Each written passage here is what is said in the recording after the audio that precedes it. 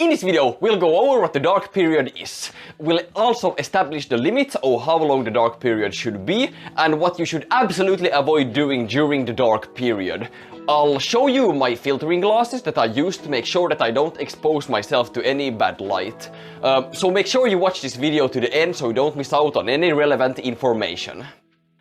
Hello everyone and welcome back to the channel. My name is Crimson Flower. I'm a main author of Polyphasic.net, the community recommended resource for polyphasic sleepers.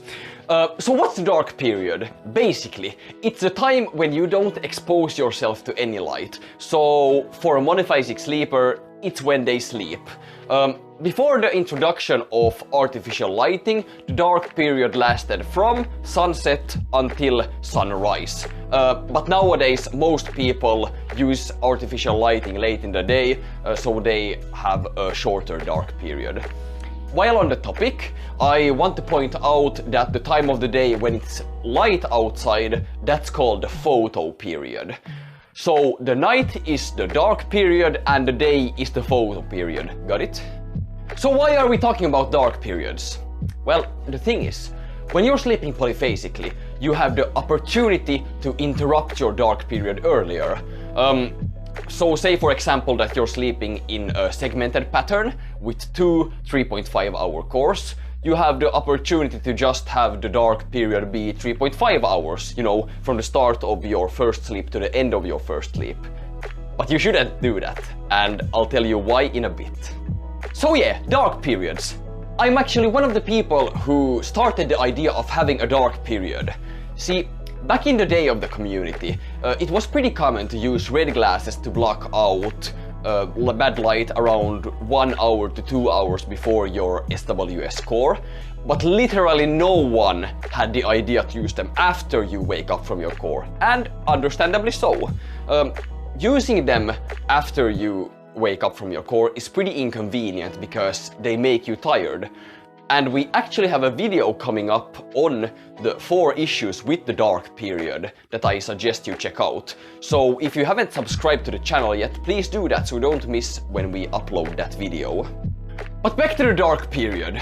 After looking into it, it does seem like people are supposed to have a solid block of darkness, which makes sense. What's debatable here is how long this block should be. We have some ideas that help us determine the optimal length of the dark period, but I first want to point out that an artificial dark period hasn't been used for more than 2 years, which means that we don't have exclusive evidence that the lengths that we're going to discuss are optimal by any means, and investigations to figure out the best length of the dark period are underway and being done continuously. But the facts are also the other way around. We don't know what the effects of not having a dark period are going to be.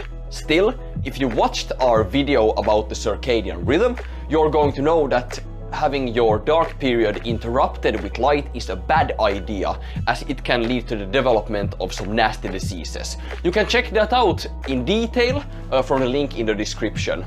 But okay, we have some ideas for the optimal length of the dark period, and let's start with the obvious one, the length of the dark period for a monophasic sleeper. Most monophasic sleepers use their phones until minutes before falling asleep, and then blast their faces with light immediately after waking up. Though you might not know that this is a common cause for insomnia symptoms, which can be alleviated by blocking light a bit before falling asleep. Because of this, the optimal length of the dark period can be determined to be between 8 and 10 hours long. This is also the number I suggest most people follow, since we know monophasic sleepers are safe with the current amount of light exposure.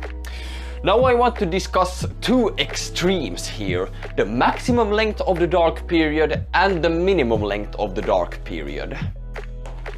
Extreme darkness! The maximum length of the dark period isn't really conclusively determined because there really doesn't seem to be one. If we're talking about the physical damage caused by an extended dark period. But not using enough light can still affect the mental aspect of people. See, up in the northern regions of the world, it's really common to have people develop a condition called SAD, or seasonal affective disorder, during winter. This leads to similar symptoms as depression, and because of this, it makes sense to limit the dark period and not damage your productivity. Because of this, we have concluded that a safe threshold for the dark period is 12 hours for this reason. Though this threshold could of course be individual, and it might be altered by the intensity of light you expose yourself to during your photo period. So if you spend a lot of time outside, you might be able to have a longer dark period than this to compensate for it without developing SAD. The minimum length of the dark period is much more interesting to talk about, as most people want to go as low as possible here. Still, I want to remind you that the community recommendation is to use a dark period between 8 and 10 hours in length, because that's pretty much guaranteed not to harm your body. So the minimum length of the dark period is derived from people with a mutation to the DEC2 allele, which causes them to sleep around 6 hours a day with no bad effects. This is one of the mutations that doesn't seem to have any negative cautions linked to it or symptoms linked to it. And this is pretty significant. Many other mutations that cause people to sleep even shorter durations have some issues with the circadian rhythm linked to it. Maybe because they are exposing themselves to light more, who knows? But still, it's worth noting here that 6 hours seems to be the minimum threshold for light exposure, or around that time, without having any negative effects to you. Though it's uncertain whether this is only a thing for people with the mutation or if it's a global thing. So proceed with caution if you choose to have your dark period under 8 hours in length. Okay, now you know how long your dark period should be, but how do you make sure to actually stay in the dark period when you're awake? Basically, you use one of these bad boys. Now, it's pretty inconvenient for me to use these because I have prescription glasses, but you can do some finicky stuff with them to make sure that you can wear both at the same time. Like this. Anyways, there are several factors that affect your dark period here. If we just look at light, different wavelengths of light can suppress your melatonin more than others. The most effective range of wavelengths is going to be around 440 and 530 nanometers for suppressing melatonin. Also, the type of light you use, the intensity of it, and the distance to the light source also matter, as the light wavelength distribution is going to be different here. I'm actually working on a blog post for polyphasic.net that will feature a link to a spreadsheet containing all these metrics and a calculator that you can use to determine which protective glasses you can go ahead and buy. Regardless, the safest bet by far is to just buy red glasses like these. The link for them will be in the description. You can also use some computer software to filter out the bad light from your computer screen, and we'll have more videos that go in depth with these topics, the products and the software to use in order to optimize your dark period in an upcoming video. There are also a few other things that you want to make sure that you do during the dark period. First of all, you want to fast at that time or not eat anything. You also want to avoid exercising at that time, as it can make your body think it's actually daytime. As I already said in the video, we're going to make another video around the inconvenience of the dark period and how to avoid them. So if you haven't subscribed, be sure to do that so you don't miss out when we release them.